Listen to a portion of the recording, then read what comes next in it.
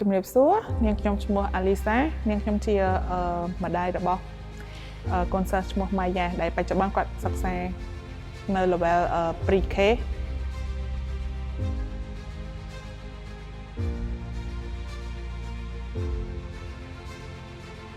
ចាសម្រាប់ទីតាំងថ្មីនៅសាលា Paragon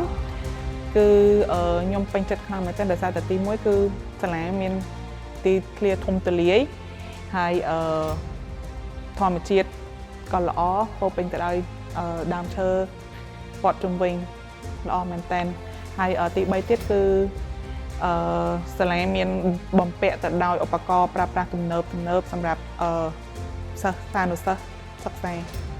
សម្រាប់ការជ្រើសរើសគឺទី1ដោយសារតែសាលាមានកេរ្តិ៍ឈ្មោះល្បីនៅក្នុងវិស័យខាងអប់រំហើយមានគ្រូល្អដោយសារតែ